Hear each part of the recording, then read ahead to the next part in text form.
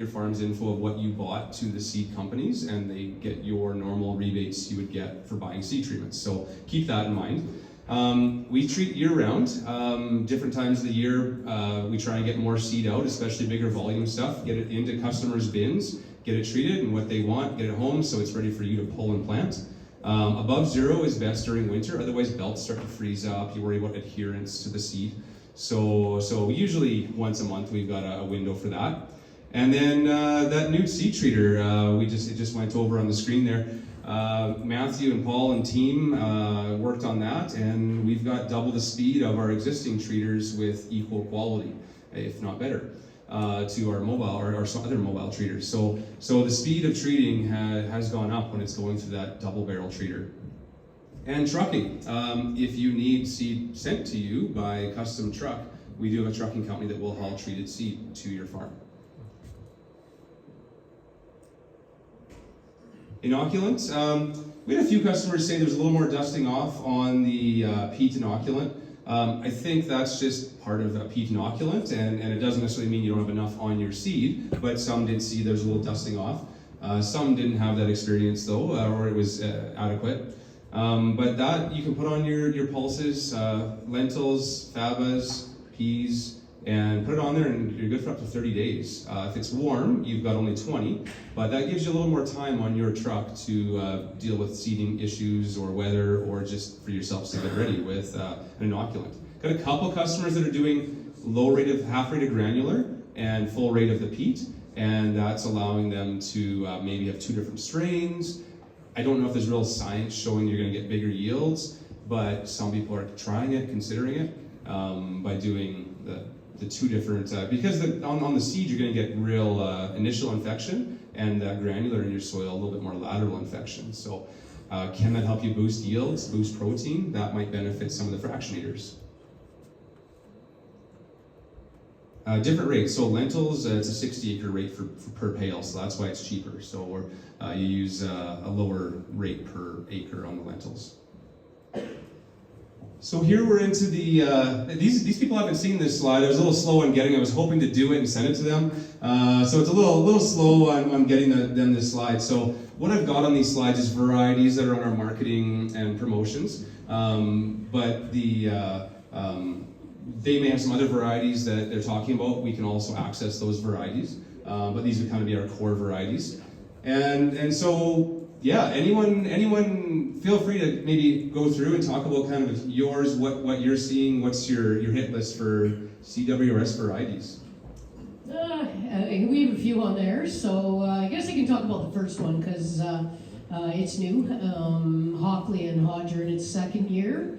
Really solid performers. But the Manus, what we did with it this year, it was the top yielder in the Manitoba seed guide, or the McVet trials. So I was curious and got some growers and some partners like Stamp Seeds to put it in, and I put it in high fertility and high management areas of Alberta, because I think that's where this variety fits.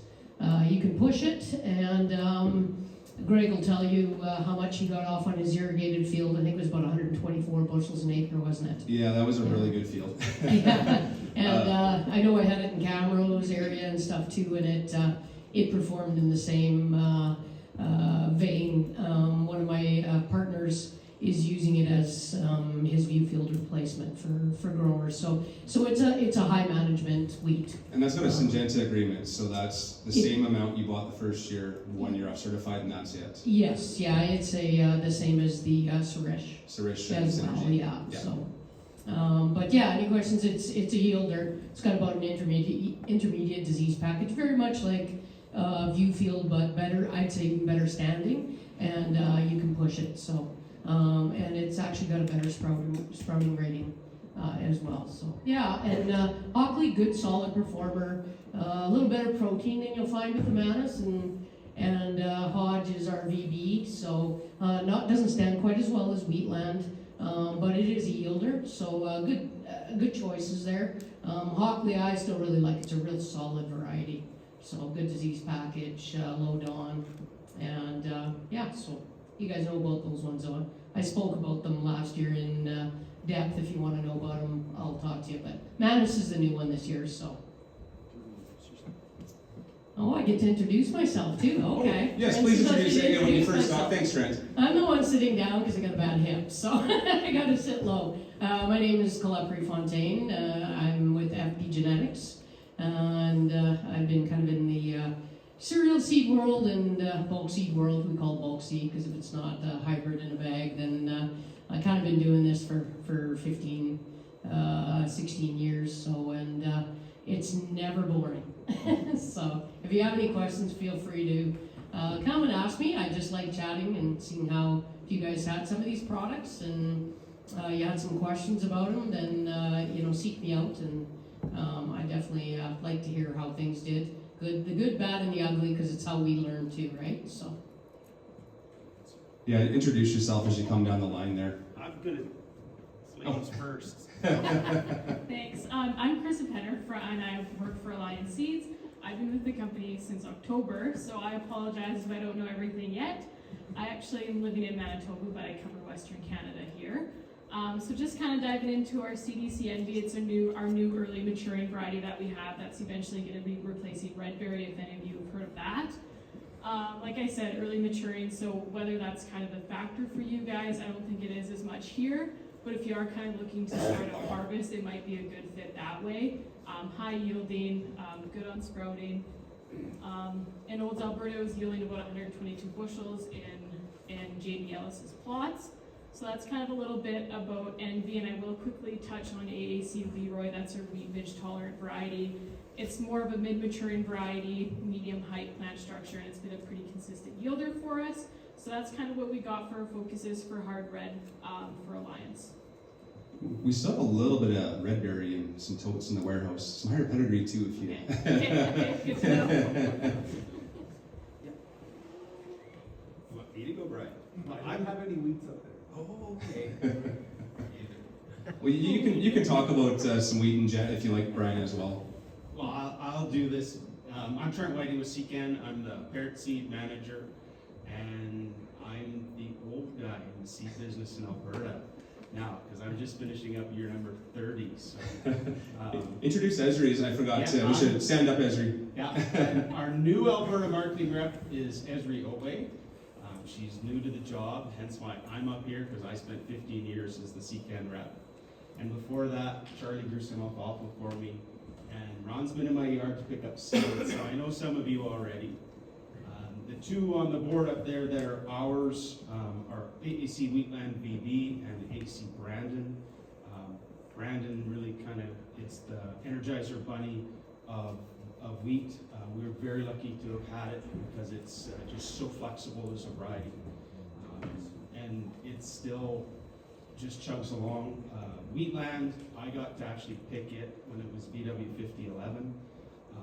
And I picked it because of the standability on it, and the performance on it has just kind of carried along. So it would be our number one midge tolerant wheat, both in Alberta and in Western Canada. And it stands better than Brandon. I don't know if it would be quite as flexible as what Brandon has turned out to be. Brandon's whatever Brandon 2 is, or whatever comes along next that can do that, it's going to be a pretty special variety. So that's all I got to say about this list. What else? Yeah, I think that's it on there for ours. We've got a number. I just actually released 4 brand new ones here 2 weeks ago. So There's a lot of wheats in the pipeline. there's a pile of wheats in the pipeline. Yeah. So there'll be some new ones to replace Brandon and Wheatland in your portfolio. Yeah. So a few years out. Yeah. Well, I got one growing in New Zealand right now, actually. Okay. So I'm hoping it's a brand new replacement. Okay. Jeff, Brian, maybe introduce yourselves, and then if you have a comment on wheat, sure. If not, don't worry about it. Hello, I think most of you know who I am. I'm Jeff Jackson, the General Manager for CDent, the company based out of Cold Hill.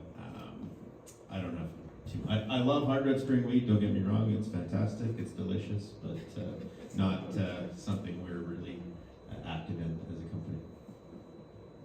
Thanks. Mildly surprised to see you here, Greg. I thought you might be in a jail in Beijing or something.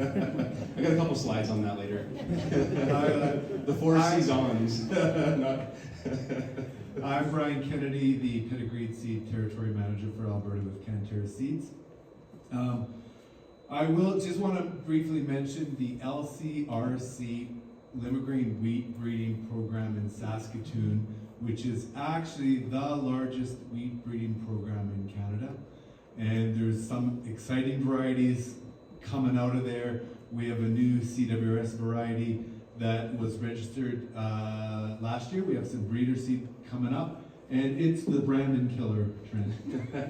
And a new CPS variety that we was registered as well, and hopefully we'll get a couple more registered at PGDC this year. Thanks. Yeah, and we haven't grown too many Canterra's varieties because we're newer shareholders, so we'll get some rolled into the fold here over the years, so definitely. The only one we missed was Adamant.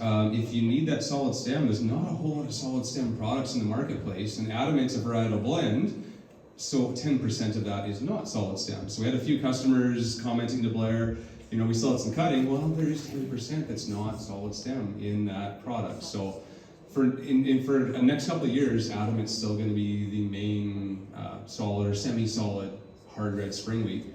Honestly, if you can grow Durham, you're probably better off to grow Durham in a sawfly situation.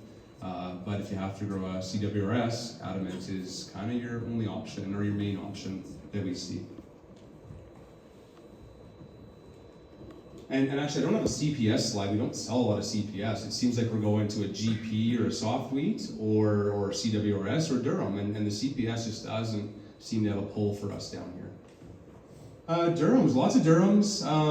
The market's getting a little broad on the Durham thing because of solid stem or not, and height and shortness. So really, who wants to start on the Durhams? We got a few different. We got Donlow and Vanta and Weyburn and Grainland, Schrader, Stronghold, and Succeed. So quite a broad option of varieties up there for a lot of different customers. Anyone? And then Jeff, you can comment on GoldNet as well. So anyone who wants to start? Who's got the mic? Well, I have the mic, so I'll briefly talk about a couple of points about Donlow. The name says it all. It's low in Dawn. So besides Schrader, not only is it infected less with FHB, but when there is an infection, it produces less Dawn, and that's the toxic substance that is of concern for the durum millers and pasta producers.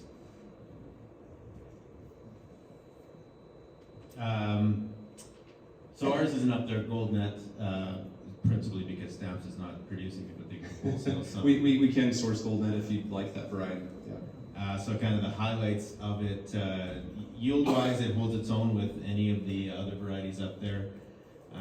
Rust disease-wise, it is exceptional. It's very, very strong that way. So for this area, that's potentially notable.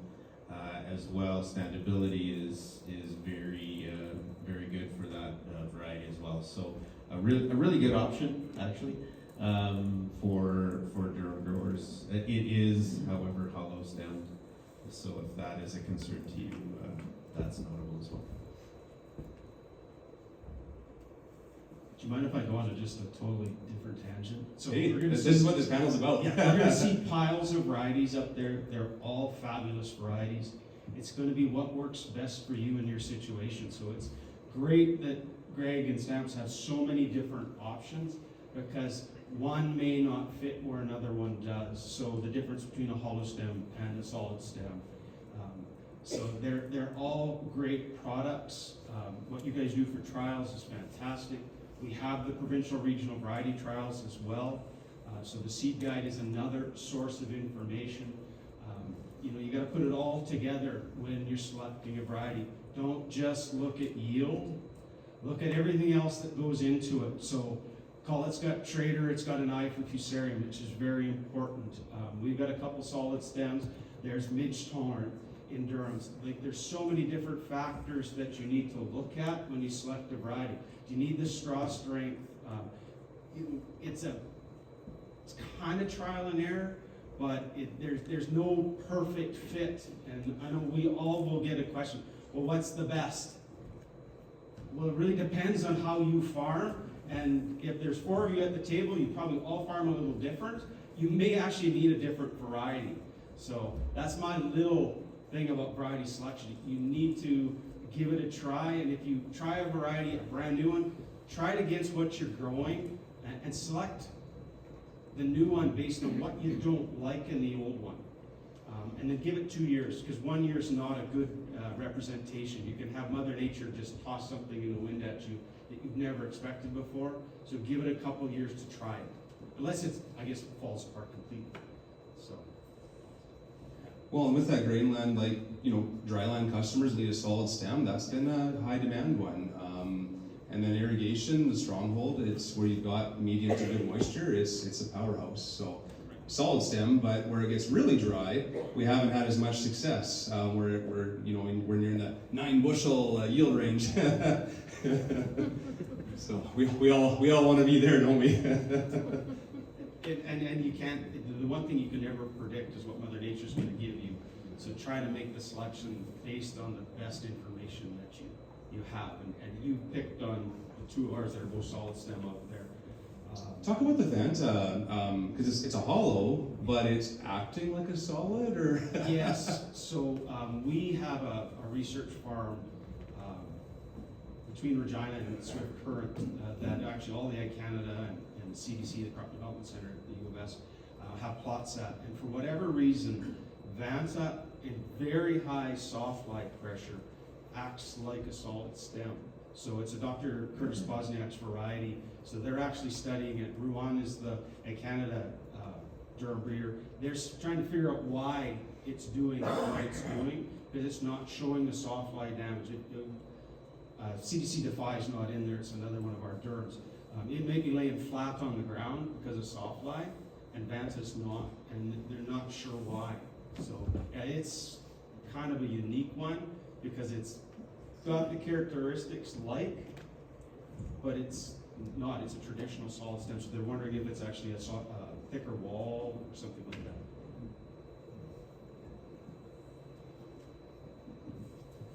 Well, I don't have any solid stems, and we're in drought, but we do have the new variety Schrader. It's released here this year. So the big thing with Schrader is it's got an eye to fusarium. So it's got better fusarium protection. This is the first eye in Durham. Now, I know it's a drought and it's dry, but I know we've gone from dry conditions to wet. And I used to do production in this area when I was with Viterra. And when they had the fusarium legislation, and it went where I had to do everything on dry land for higher pedigreed stuff, and to try to get no fuzz on my.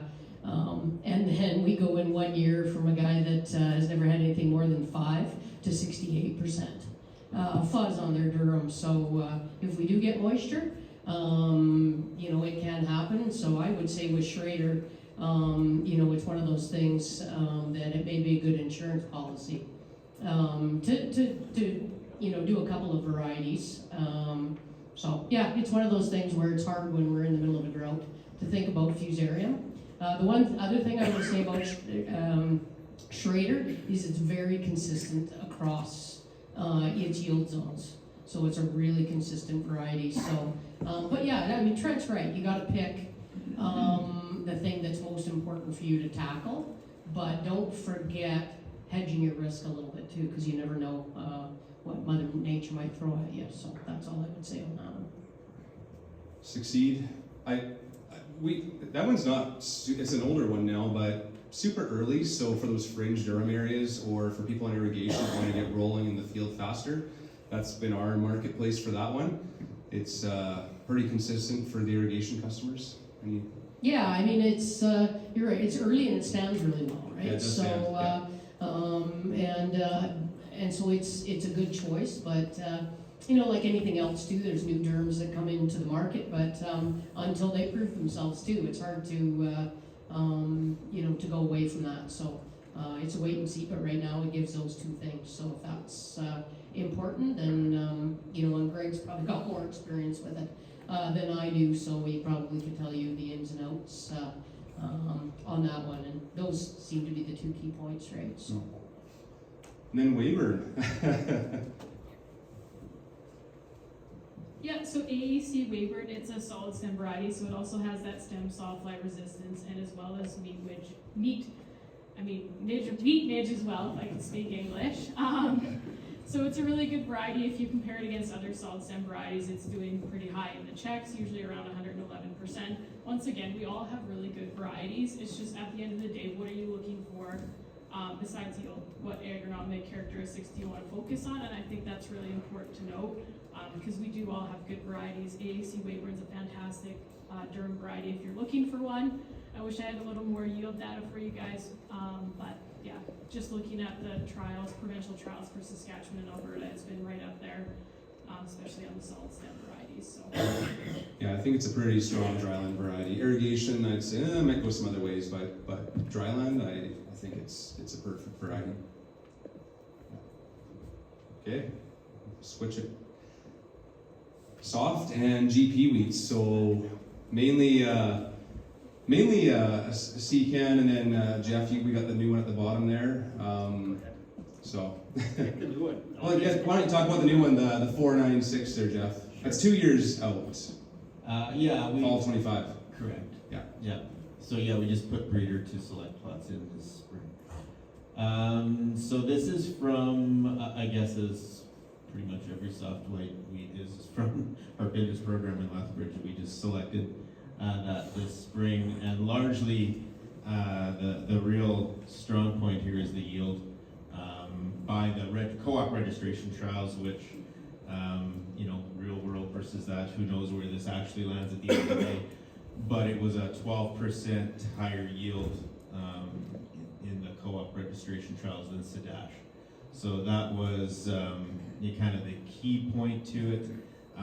Some other attributes are, a good disease package. And so we would look at this variety both from a potentially a silage standpoint and from a grain yield standpoint. I think in both cases, preliminary data looks pretty sharp in both cases. We had it entered in the silage trial.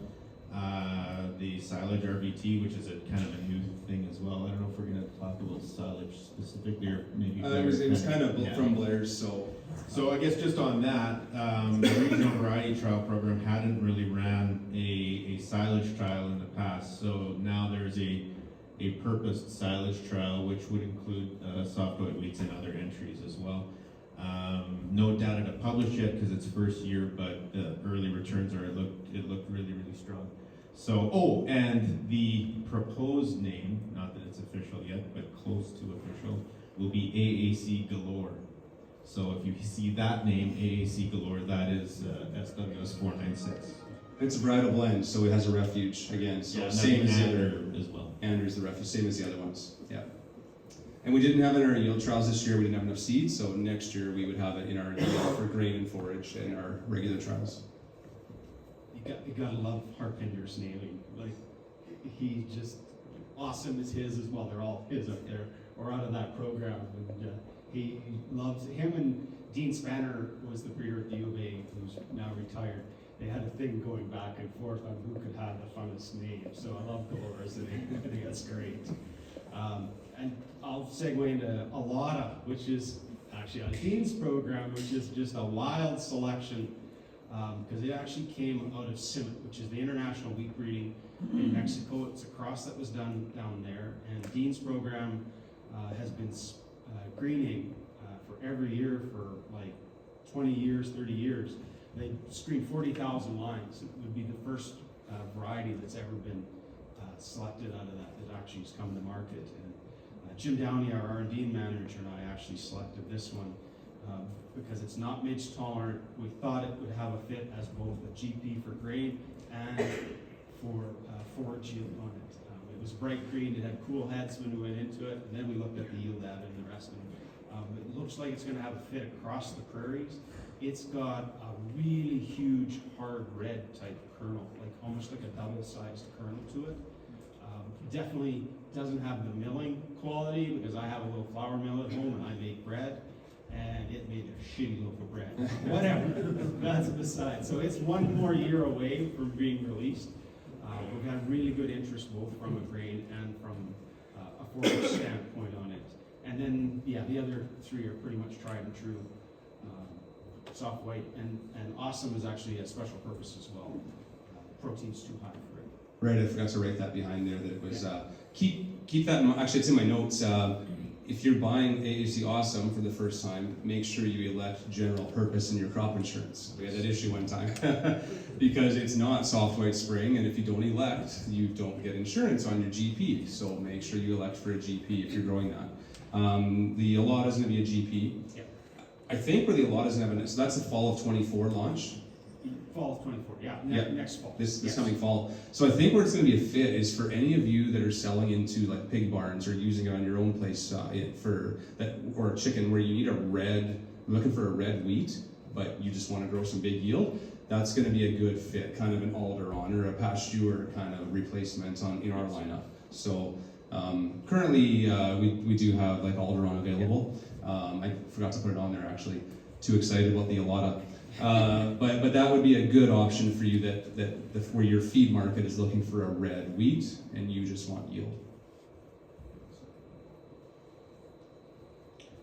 Spring triticale, got the famous Martin Shields. He's not here today. Where's Martin? Martin Shields didn't show up. He didn't say he was going to, but we had a picture of him from the field days, so he's in that Tri-Cal Surge. Yeah, that's kind of the hot new. And Jeff, do you want to maybe just start on Sunray and the 293, and then we'll roll into the Surge? Yeah, so Sunray's a little older now, I guess, right? It's been around for some time. Still strong yielder. Ergot, increased ergot protection compared to some other varieties as well. So I think everybody's fairly familiar with that at this point. Now, T293 is from the Field Crop Development Center at Olds College. We just selected that this spring, and it looks like an exceptional yielder, and even beyond, say, the Sunray, more enhanced ergot protection with that variety, and excellent feed quality and great standability. So all in all, it looks like a really, really strong variety. Very new to us. Obviously, we've only had it for one season, so still sort of learning, I guess, about it. But based again on the co-op registration data and some early experiences, it looks like it'll be a real strong spring trend. Good, thanks. I just want to talk about Tri-Cal Surge. If you really want silage galore and you want an awesome variety with a whole lot of potential, it's paramount to pick a great variety. Sorry, I couldn't get Sadash in there. Cantor is a new distributor of Tri-Cal Surge, spring triticale variety from the U.S.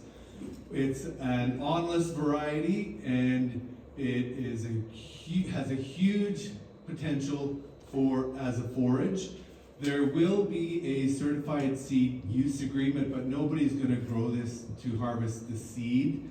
There are lawyers drafting the form to fill out. They've been drafting it for 6 months. They keep kicking it down the road. And so, huge potential. It just looks fantastic. We had some in Saskatoon during Ag in Motion this year, and everybody who walked by was like, wow, that's incredible variety. Great. We didn't get it into our forage trials this spring because I think we were already planted by the time we actually had seed available, so it didn't go in our demo plots. It will this coming year. You can see a little bit of lodging behind Martin there. I mean, we did a PGR on that field, so it was still this tall. We did a PGR manipulator on the field as well, and my plant population wasn't as high as I wanted either. So it's going to be a real tall, high forage yield variety, and not targeting that grain yield. If you want something for grain or feed or something, or a flex, the other two varieties would be maybe a little better. But that's the popular variety. We still don't have everything worked out on how we can price it and sell it yet, so we're a little slow getting back to some of you if you're in the crowd on the list yet. So supply's good, but not everything's available yet. So if you are interested in grain, we also have a winter triticale, AB Snowcat, and it is an excellent versatile variety for forage or grain. And if you're interested, Greg could be able to bring some in as well. We're It's still in our yield trials this year, so it's a fall crop, and it's in our fall crop yield trials this year. So we'll get a nice look at it this summer, and if you need some of that one, it would be available this fall. So, Greg, is there any hybrid capacity in the triticale pipeline?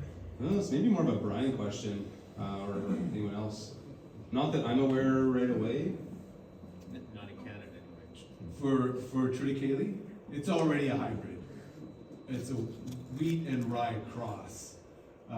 So but a hybrid in the way that we're doing the hybrid fall rise, or yeah, so it's really hard to get another hybrid out of that. There's early research going on, but there's nothing near the market. Triticale's though low drought tolerant, so I got a slide later on. But if you're in an irrigation district where you're worried about water for next season, the triticale rise great because of that double the root system of a winter wheat, let's say, of a wheat root. Triticale, same thing. So this versus a soft wheat, you might be able to water this a little less and get similar tonnage. And you take this at milk stage versus dough stage, so you can take it off your field a little faster, maybe save a little bit of water if we are in a situation in your district where you're tight on water, or you need to move that to another field, right? So something to consider on the trits on silage timing.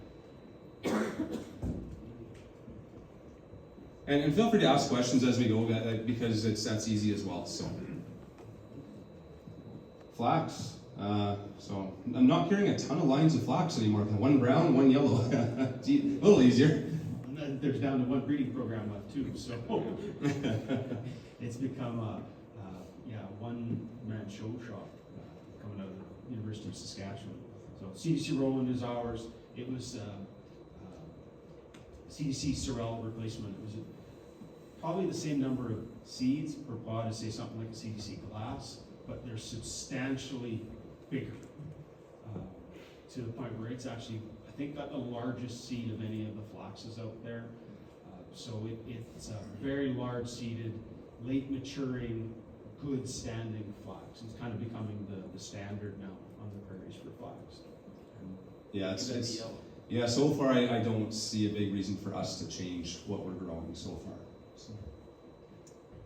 And then again, CDC Dorado, as Trent mentioned, CDC is the only game in town at this point for flax as far as new varieties coming out. But so this is a yellow seeded variety, which has some uniqueness in the market. There will be a bit of yield drag to the brown seeded varieties, but the market pays a premium. So typically that balances or beyond balances when you're going to market it.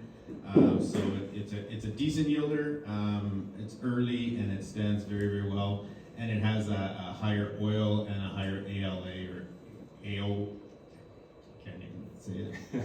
I forget how to say it. Aolic acid, I believe, is the expression, which has health benefits that I won't pretend to describe to you because I'm not particularly healthy myself.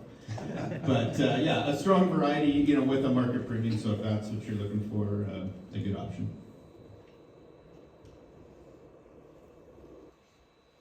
So peas, there's a few in the pipeline, which I don't have on here, but a couple from Seacan and one from Cantera. So. I don't know.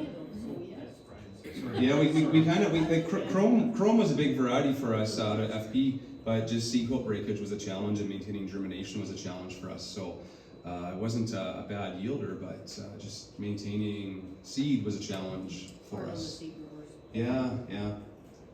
But Hickey's the new one this year. Lawachka, we still have a bin of those available. So So we did 2 generations. Hickey, brand new for us in Alberta and in Manitoba. Saskatchewan's a year ahead because they're actually, both varieties came to us through the SAS pulse growers. That model has changed a little bit now, where SAS pulse growers and Lima Grain have a breeding program and the CDC have a breeding program. And the CDC varieties are being released now directly, so they're going to follow up in our lineup to both of those. We picked them because of the yield potential, standability, and the seed growth breakage. Hickey is just a little step over Lowochko. What I found with Lowochko in my part of the world, so I'm northeast of Edmonton, it didn't want to shut down for us. It kept flowering and flowering, so maturity became an issue, where Hickey doesn't seem to have that. Both of them very similar for yield and the rest, both high protein as well. So either one, I think, are a really good bet. For shorter season, kind of my world, I would go to Hickey all day long over Lowochko. Thanks. So I'm sure everybody who grows peas is aware of Carver peas, the industry standard, very early, high yield and good standability, and a strong seed coat. And I'll just briefly talk about something that Greg also has in the pipeline, new variety, Beyond Peas, and they are beyond all of the other varieties. Very high yielding, I believe over 95 bushels an acre, and you'll never hear of this ever again for a pea variety, probably 100% germination. And that means that if you want to put in a plant stand, certain plant stand, you seed what you want the plant stand to be with 100% germination. That means a lot to seed growers and farmers. You're moving around less seed when you're bringing it home from Stamp Seeds, and you're seeding less and giving Greg fewer dollars out of your pocket. But I wouldn't expect 100% germination every year. Yeah, and so they want to be a little smaller than say at Carver. I see the trend seems to be going a little smaller and higher protein with varieties. So, yeah. While we don't have a variety on that list at this point, I would make a comment about protein, and maybe Drew will mention this when he speaks a little later too. To date, specifically, are you being paid for high protein in peas? When you go to market them, you're not. That may change, who knows, and hopefully it does. The reality today that already exists, though, is these protein fractionation companies, one of which is Phytoorganics. They're creating lists of preferred varieties, and so that's something to note when you're selecting a variety. Is to enhance your marketability, you may want to think that way. Is what are the preferred varieties that certain companies want me to grow in order to access their market. So consider that as you're selecting varieties too. I should mention Julius. That's going to launch next year as well. So next year, Julius and Beyond will launch. Those will be kind of our two new kind of varieties that the Julius we've grown for like three years already. So it's been a long time coming. So yeah, but that smaller size, higher protein, higher yield. And early, okay, yeah. So that's, yeah, the whole early to late variety thing is a challenge. Like sometimes you get, say on dry land, an early variety can do more than a long season unless you get some mid-season showers or rains, and then we've seen a longer season variety double the yield because you catch one more rain. But in this area, we can't always count on that. But not all of you are from this immediate area. So, and on irrigation, generally a medium to longer season, we've seen higher yields, but isn't always the case. Any other pea comments before we move along? Okay. Lentils, Jeff, kind of maybe the reds are both under your hat there. Yeah. Yeah, I just got the. Do you have the yield table up? Yeah. Yeah, so that's the AFSC. So that's the reported. So that's not the seed guide. That's AFSC's reported yields. And for the life of me, I can't figure out why anyone grows Maxim still. It's been because Proclaim has been a higher yielding variety across all the insured acres for 8 years, like ever since it's been in these tables. So and Maxim is still more widely grown. So it things move slow. And every year it's been a minimum of 200 pounds an acre better, and sometimes more. So there's newer ones up and coming that we're playing with, but Proclaim has just been so dominant. Yeah, I mean, and it's a little one of the older ones now at this point. Simi's even newer by a couple years. And, you know, there's, I mean, every trial is going to show you a little different. Simi may, in certain instances, out-yield dryland specifically, may out-yield Proclaim, but both really, really strong options for the small rental market. And then greens, Trent. Yeah, CDC Lima is pretty much the standard now, both in Alberta and in Saskatchewan. Yeah, that green lentil market's pretty hot right now. Pricing's pretty good. Reds, but it's a small market, right? So a little more quality risk, smaller market than reds. But Alberta only grows like 12% of Canadian lentils. I think there's a lot of room for opportunity for Alberta to increase acres in that lentil world, and there's no reason we should only get 12% of the total acres. The only comment I would make to that, Greg, it's kind of going back to the mustard comment. If we all grow green lentils, we're going to crash the market. So always be cognizant of that on a smaller acreage crop. If everybody runs to it, we'll take oats from 2 years ago, which isn't actually the smallest acreage crop. When prices went to here, everybody grew it. And what happens the next year? Unless you had a contract, you're sitting on it until this year to sell it. Mm-hmm. So just from a marketing perspective, have an end goal in mind. So half the farm green lentils, half mustard. Perfect. You're good to go. You're good to go. Good. Yeah. We're good at that. That was like me and fava beans. All in.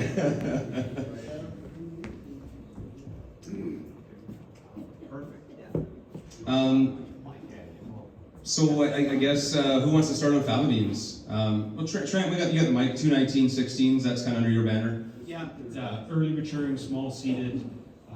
It's not going to be the highest yielder, but it's that combination of smaller grain size and the maturity on it, where it's got its home. So if you know you're selling for feed or using for a cover crop on your farm, that's kind of the one I would suggest for you, just because it's going to cost you less to plant, less pounds per acre, less seed treat cost per acre. So, which way are we going? Yeah, Blair, sure. Talk about Nevada for a sec, Blair. Yeah, so with Nevada, it's a zero tannin, low visine, con visine, so a couple markets there. It's a medium-sized bean, so your planting rates are going to be a little bit lower than, let's say, Fabella, or even go back to Snowbird and that. So gives you another option there, and it's a fun-looking seed as well. Kind of a dark seed coat. It is, yeah.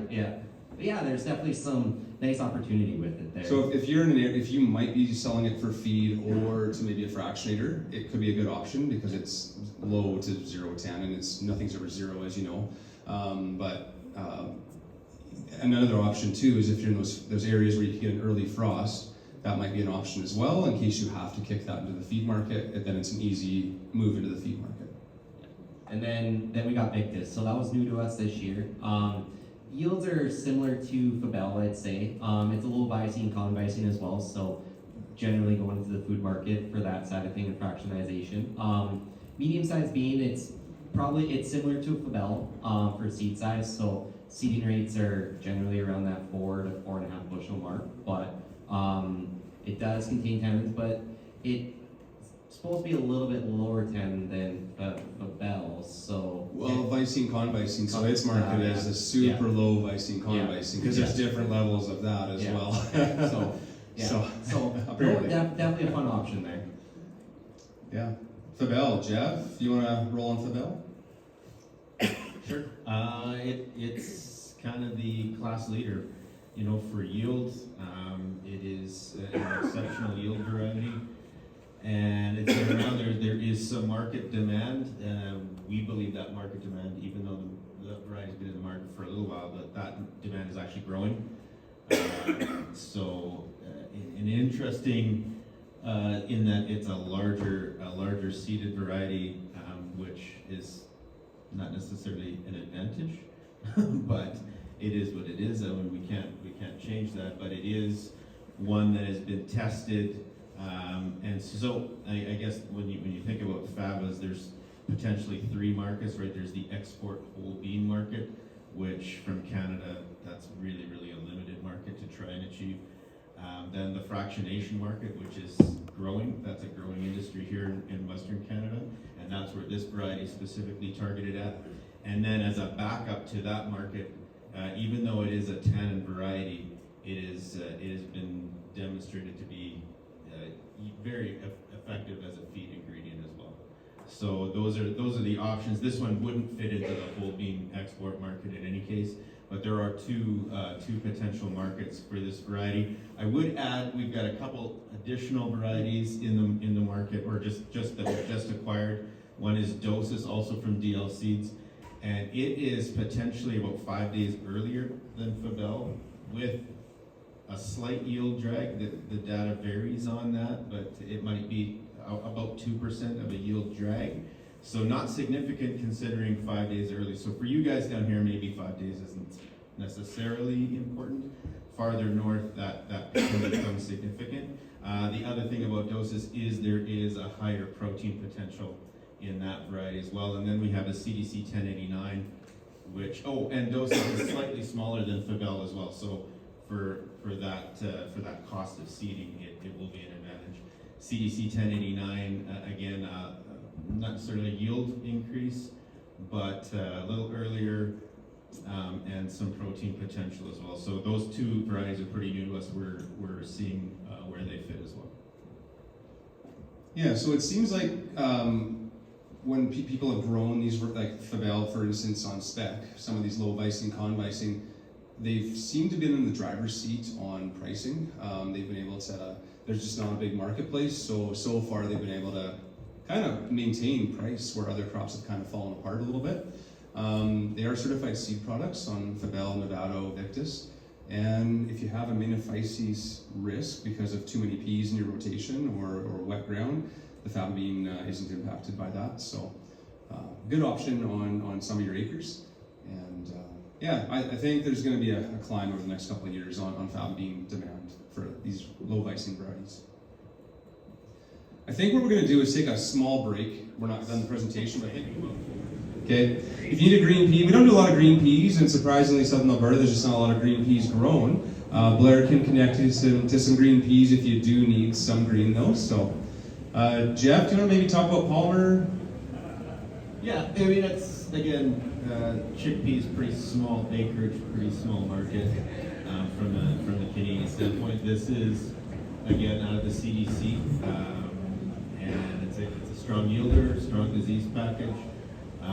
It'll stack up against really well. I mean, what other chickpeas are there really out there to grow? It's not like there's varieties falling out of the trees. Alberta doesn't grow a lot of chickpeas. That market's relatively strong right now, so if you do want to consider that, talk to Blair. We think we only had 2 or 3 customers last year for some chickpeas, so 2. Yeah, so it's not a big market, but it's available. And then forage peas, lacrosse, Jeff, I guess, yeah. So yeah, the lacrosse is probably everybody's heard the 4010s. This is sort of the next generation from DL of the 4010. They're a yield increase over that, and they stand, wow, they stand great if you're taking them for forage. If you want to harvest them for actual pea seed, they don't stand so great.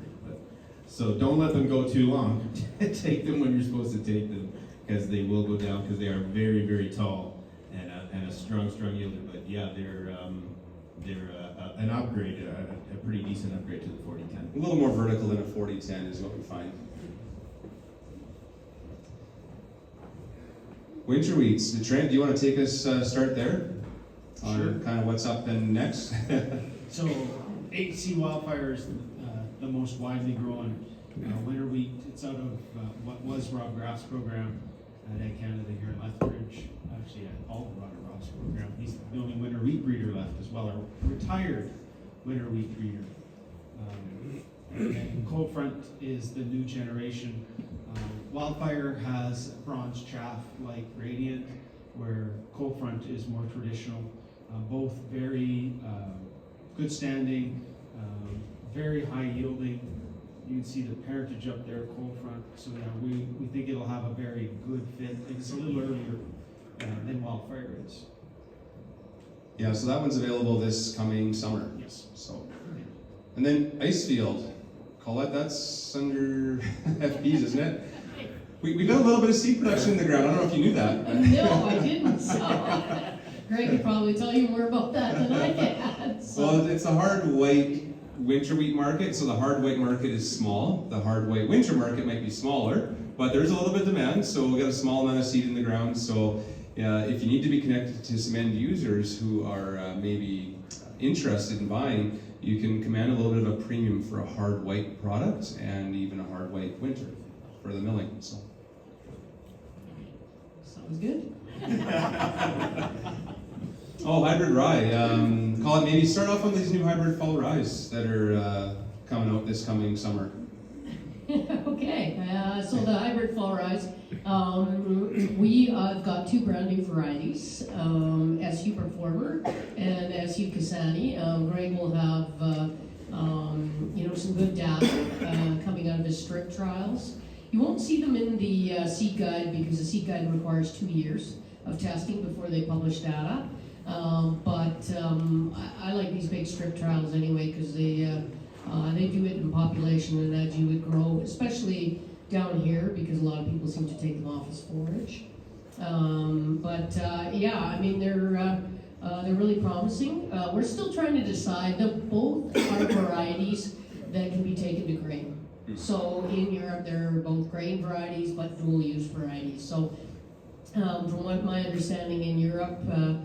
We kind of got laughed at when we asked if they had a forage variety, and they just, Satin Union laughed because they just said, well, guys just plant, they dual use almost everything, right? So the SU Performer is a little bit taller than the Kasani, so there looks like there'll be more biomass there.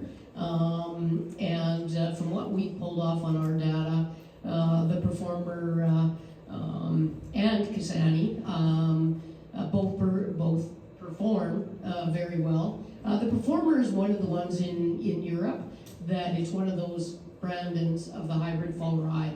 It just seems to be very consistent no matter where you put it, and it's been in Europe for a little bit because it's just hard to beat. So we're really excited about these two. We're also trying to simplify it as well and just have 2 varieties rather than have 8 of them or stuff like that. So anyway, but we'll have more data about it and the release for next fall. So yeah, we still have the Serafino available. That's been kind of I'd call it an industry standard. Maybe Jeff wants to mention something on that. In our forage trials, Blair, you found the Performer was a little better than our other, slightly better on the forage yield, and yield-wise, the Kasani was for grain was a little better as well. So pretty excited about the varieties. But ergot-wise, not 100% sure how they compare to Serafino. That's been its claim to fame, lower ergot. So, Jeff? Yeah, I mean, really, as you said, it's sort of the class of the field when you combine ergot protection and yield numbers and standability. These varieties all stand very, very strongly. So Serafino is still even. So that's a KWS variety. KWS has newer products, more recent entries. I think one's called Receptor. The Serafino continues to out-yield even their latest varieties. So really strong option. And as Colette said, this is one that could go either way, grain or silage. So good options. Yeah, so we'll have all 3 available this coming summer. Winter triticale. Blair, do you want to comment on the Tadius? Or actually, no, Jeff can, sorry.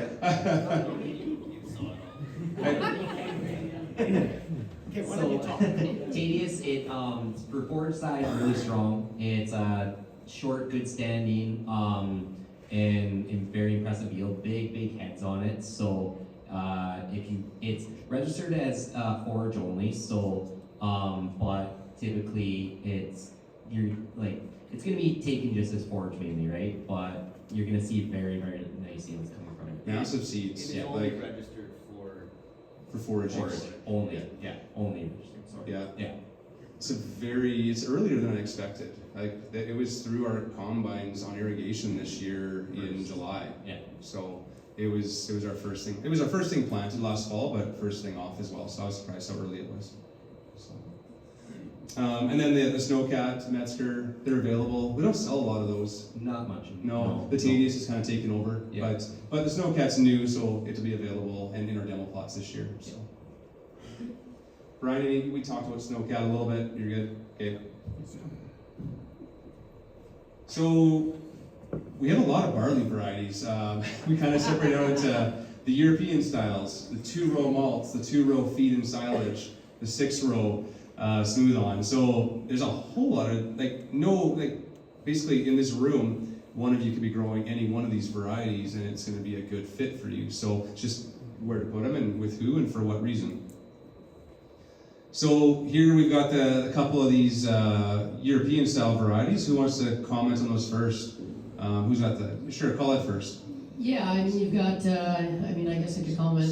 Stanza, I think it's good right there because it's still fall 2024. So, there won't be any seed commercially available for that one, although we're excited about that one. But Surish, I mean, I think it stands really well. It likes to be pushed. I do know it likes higher seeding rates. Some of the growers and our partners that have pushed Surish, it likes water and it likes higher seeding rates and high management. So, high fertility and fungicide and even growth regulator, because all these ones, even though they stand well, they'll still go down under heavy yield pressure. But if you're growing for grain, for feed grain, then these European types are, I think that's what you look at. We've had some good silage numbers out of these varieties as well. Yep. So just top end yield, and that translates into top end silage. But Surish, I kind of call it the princess. It needs things perfect. It seems like you got to manage that one tight. It's kind of a princess. Yeah, you do. From all our partners, they say guys that they usually sell it to their customers that know how to manage their I shouldn't say know how to manage, but want to manage and put a lot of high management. The guy that's just throwing some barley in and expects to get the same yields that there's a different product is probably for them, right? So yes, you're right. It needs to be taken care of. Mm-hmm. Trent. And ESMA was actually our first, we call them Euro barleys internally. We started a screening program 7 years ago now, and ESMA was the first one that we released from it, and KWS Kelly is a follow-up to it. They're unique in that they will both have a variety use agreement to them. So you sign a contract saying that if you keep farm safe seed, it's going to cost you $2 an acre on them. But I would call that, I think, the whole gambit of the European barleys, the short, strong straw, and the big yield potential, have made barleys very interesting again. And we've been exceptionally happy with how they've performed in the field. Yeah, and the Surish has a Syngenta agreement, so 1 year off certified on the same acres you bought the first time. So. It's a busy slide here, lots of malt options. Blair, the Bill Coors thing. Some of you have grown it in the room here, but it's a very early, strong standing malt, consistent yielder year after year. And it is contract only with Molson here in the south. So if you're interested and you haven't grown it before, we can get you in contact with Cody Schick, and he wasn't able to make it today, but definitely a very nice barley if you're able to get on for contract. So. Yeah, north of Highway 1 or Saskatchewan, Canada Malts is someone you can contact. Southern Alberta, Cody. He's not sure if he's looking for additional acres. It kind of depends on his returning customers. Obviously, they get priority. And but you can always get on his list and talk to him. He's always looking to talk to great growers, specifically on irrigation in this area. Yeah, it's been a pretty good product for us over the past couple of years.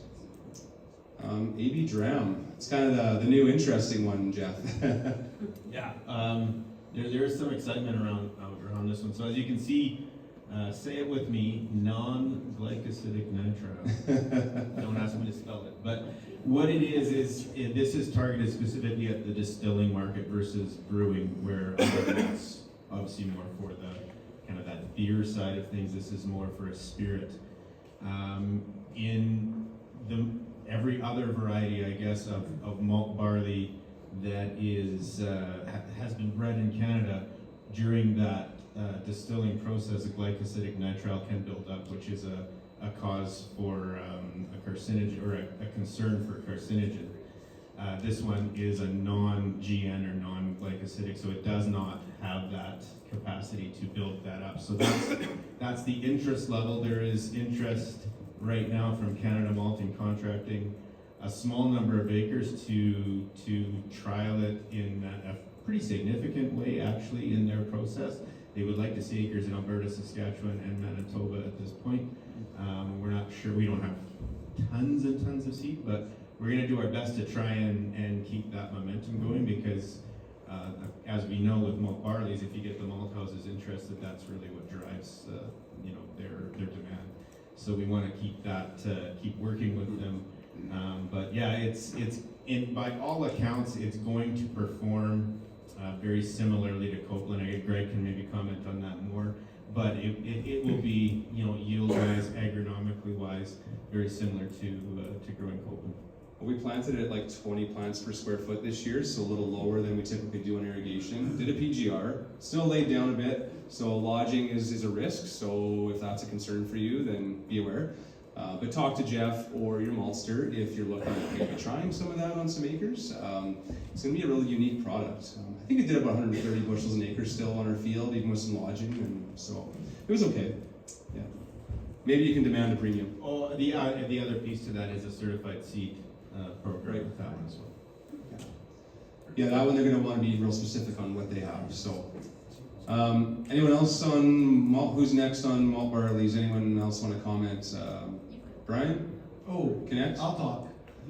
Yeah, so I will briefly mention AAC Connect. So as you know, the malt industry is kind of funny. It's like shooting a rocket up to the moon. Sometimes the rocket blows up and doesn't escape the atmosphere. AAC Connect has now escaped Earth's gravity, increasing market acceptability, increasing demand, and it's on its way. And so it's a really good one if you're looking at, is there market acceptability? Yes. Is it accepted by the maltsters? Yes. Is it accepted by industry? Yes. It takes a while to get there. A variety like Copeland is already on the moon, and Churchill has taken off from the launch pad and heading towards the escaping the atmosphere. You want me to speak to that? That's an interesting way. Yeah, so malt barley market development takes many, many years. I'm glad Brian picked on Churchill, because it's my favorite, and it wasn't because it was a malt at all. It's because it was our first that yields like a feed barley. There was no drag on it compared to CDC Austinson, which is the most widely grown two-row feed. It was, to me, just a direct move into it. And the malt market has kind of gone along with it. It's a very low enzyme malt, so it's really well suited to that 100% a malt market. It's not high enzyme like, say, CDC Fraser, and I think actually Connect as well is fairly high enzyme, which is much better for adjunct brewing, adding something to it. So a Fraser or Connect would be a very good export type market malt barley, where for me Churchill just kind of fits all around just as a good barley. And we're probably still a year or two away from full acceptance, though it is on the CMBTC accepted list now. Yeah. It stands really well. It stands like our Bill Coors 100 stands pretty much. It's pretty good for standability. Yeah, it's actually stood better than in Alberta than the averages that we would say across the prairies. So it's become much more Alberta focused two-row for us. Want to talk about synergy? Want me to talk about synergy? Synergy's the check. I got to talk about this one for all. Fabulous two-row malt barley. It's now the #1 malt barley in Western Canada, and For acres. For acres, I'm not sure on acceptance if it is or not. It yields. It stands in Alberta. Just it's an all-around good barley. There's my FP spin. Acceptance, because I used to work for Cantera, so I had to work Connect against Synergy. So I'll say it right there. But Synergy, and I have, I'll liken it to Nextel stores. I have a grower that sits in the Olds area, and he has both Connect and Churchill and Synergy. His Synergy guys east of him, when it's a little drier, they really, he sold them the other stuff too, and Synergy seems to just hold its own, especially if it's a little drier, as far as yield. So they keep coming back to that. I think everything has its place, but RAR still accepts it, even to Canada Malt, and they were saying they weren't, but they still do. So they still take Synergy, and it's just still a solid variety. So the acceptance is still there. CNBTC, its mandate is to get some of these new varieties into the marketplace.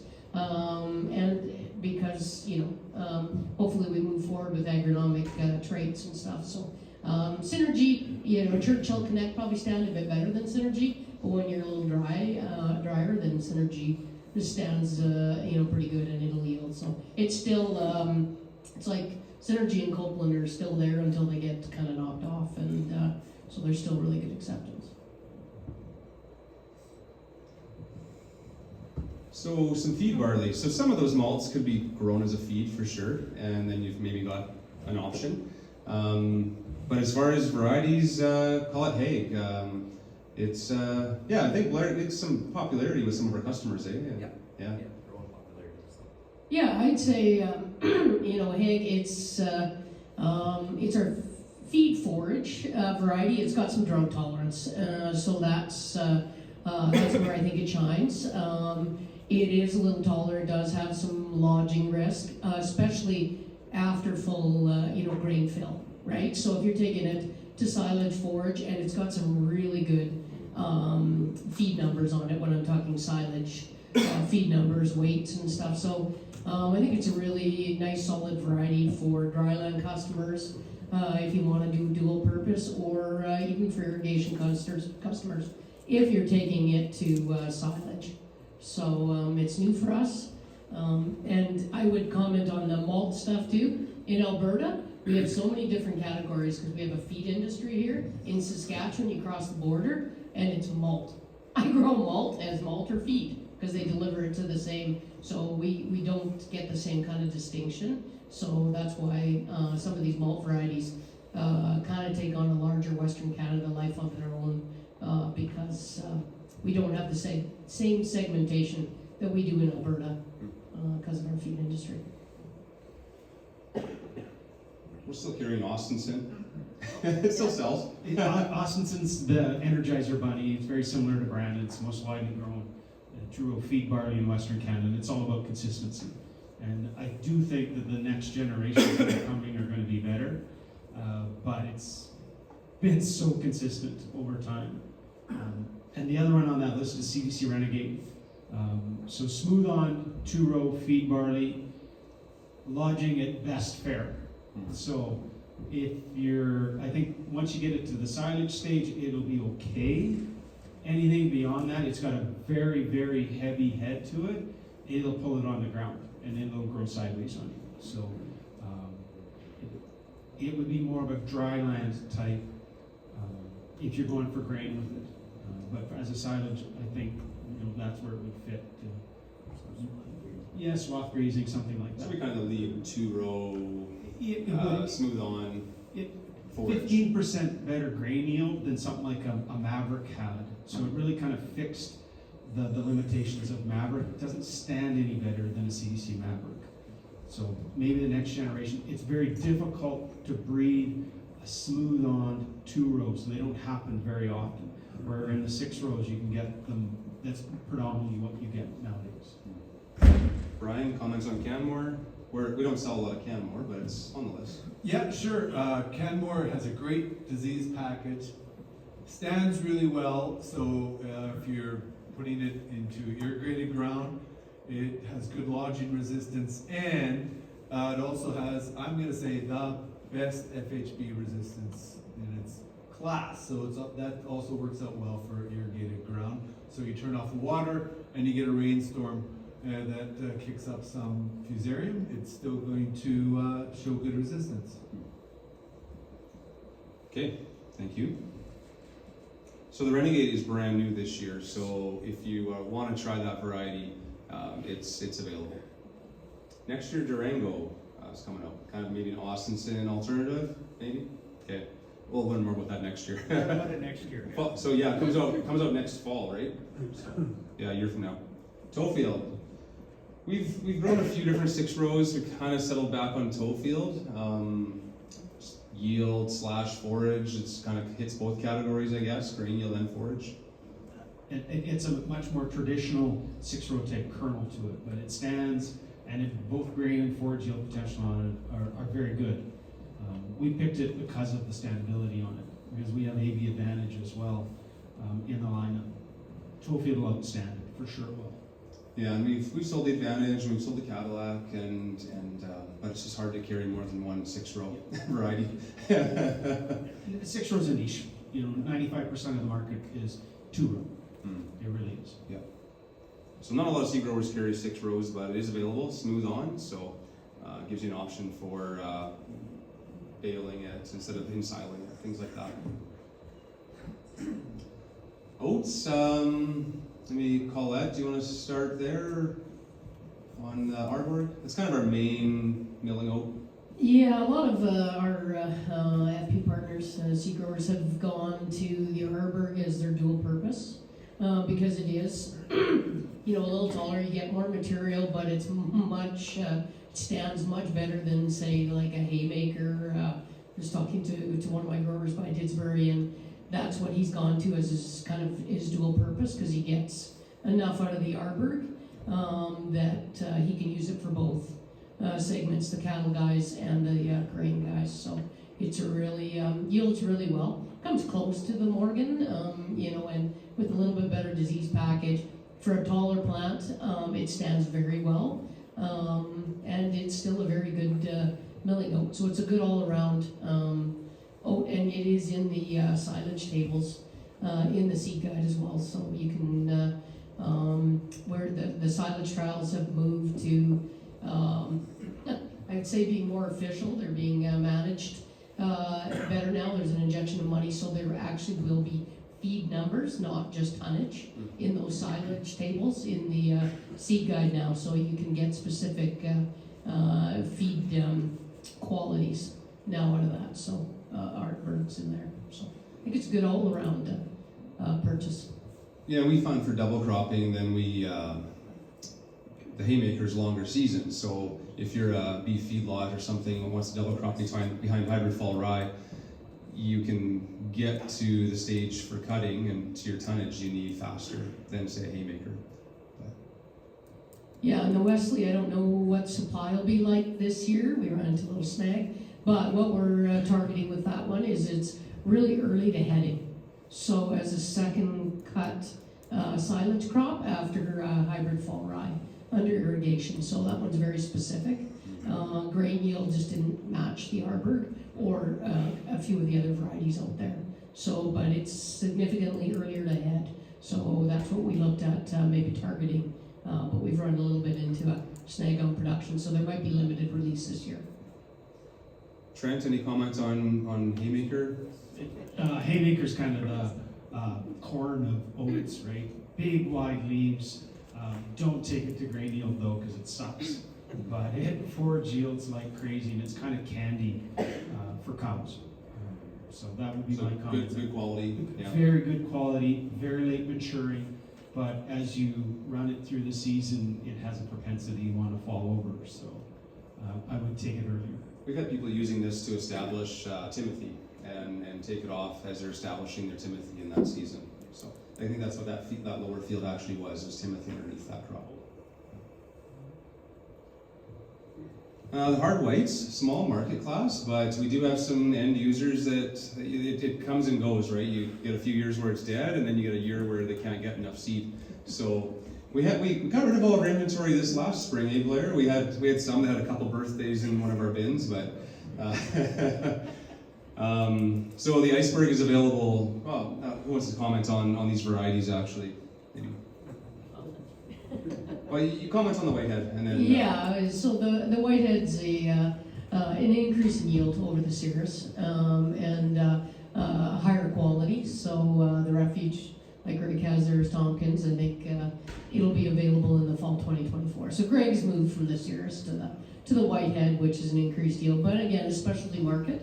So it comes with those are ones that are best talked to and managed with your seed supplier and Stamp Seeds, right? So it's a very niche thing. So I don't talk about these varieties, and I suspect Greg's probably Blair more knowledgeable on this one. But that's the key with the whitehead. It's increased yield, but into that same market as Cirrus. So. yeah, we've got 4 or 5 different end users we can connect people to, and sometimes you can get maybe I think you should get $1 premium over Hard Red Springs to make this worth your while as a farmer. That's what they're talking about right now, yeah. But there is from a couple of buyers, there's a little bit of demand, so it can be something to look into for next year. So. Do you want to talk about ice? You know, I don't have a whole lot of knowledge on iceberg just because it is that niche market, so I Fair. apologize for that. That's okay. That's okay. It's been around for a little while. Some customers said it still yielded well, so we kind of went back to it again for a year, and so that's iceberg's available right now if you want to dabble in this niche market. So. Well, that's all I've got. Questions on anything? Yes, Allison. We're under irrigation and likely facing water restrictions next year. Are there any spring wheats or durums in particular that if you seed it as an irrigated crop and it ends up being dryland would still perform? So the question was, if they get water restrictions and spring wheat or durum, will something finish off okay under dry conditions if they run out? There's a lot of different scenarios. It's when it becomes dry, and then how dry and how hot it would be. So all those will factor in. An earlier maturing, kind of like they were mentioning earlier, depending on when it comes, you either look like a rock star or not. Dr. Rhonda Powell is our science advisor, and he's the breeder, was the breeder at Swift Current, and they did a regression study and with a researcher out of Manitoba, and the wheat varieties of today take about 20% less moisture to maximize yield than the wheat varieties of old. So I think they all have some form of built-in drought, but you definitely do get a little variety differences as well. But there's just so many factors that go into determining that I'd hate to recommend one over another.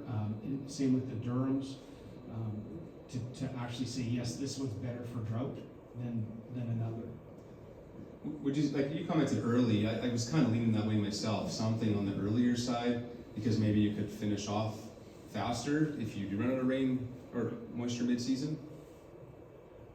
Or Yeah, I would agree too. There's so many variables. How much rain do you get with that? When did your crop go in? How deep is that root system? Yeah, so the old wives' tale on wheat is the taller the wheat, the more below ground roots you have. So in that scenario, you want to find the tallest, which probably falls over and has all sorts of other limitations to it. Ron would say they've finally broken that in, say, the last 10 years, where the above ground doesn't equate to the below ground. They've been able to keep that below ground and reduce the height. But there's really no magic bullet for that scenario, really, because you could shut the water off, and if it goes to 40 degrees, they're all frying. Or if it goes to 35, they're all frying. is there, I have a slide in my next presentation for this afternoon, and it was just around the water shortages, kind of ideas and options. But one thought is, okay, there's probably going to be animal feedlot people in the same situation. Are they going to be needing more feed because they won't have the tonnage or can't grow corn or whatever they're going to do? Are they going to be relying on people like you to maybe grow a little feed for them? Then do you grow a trit, which you can take at milk earlier and get a decent crop and yield, and it's on to them. I don't know what the answer is.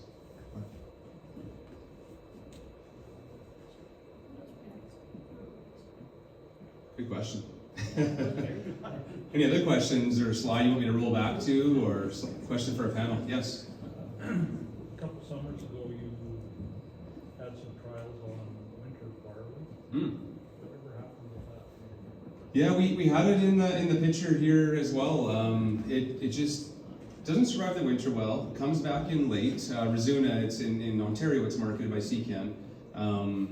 It just doesn't survive the winter well enough. It comes in really late, super short, just not big yields, and then patchy. So not a lot of success. So we had it in our plots again this year, and yeah, I don't think it's going to be successful. So I'm not sure we'll be putting it in again, unless there's some new varieties that are up and coming that are different. Yeah, we've done a little bit of screening too as well, Greg, and looking, and I'm sure CCAN has as well. There's just nothing in those genetics from Europe or anywhere that is winter hardy enough. It just isn't in the barley yet. So I'd follow up with Colette on that, in that we're a niche market for winter barleys, right? We're high elevation desert basically in the wintertime. The lower mainland of BC into Vancouver Island, southern Ontario, a tiny little bit of Quebec, but they don't get winters like we get.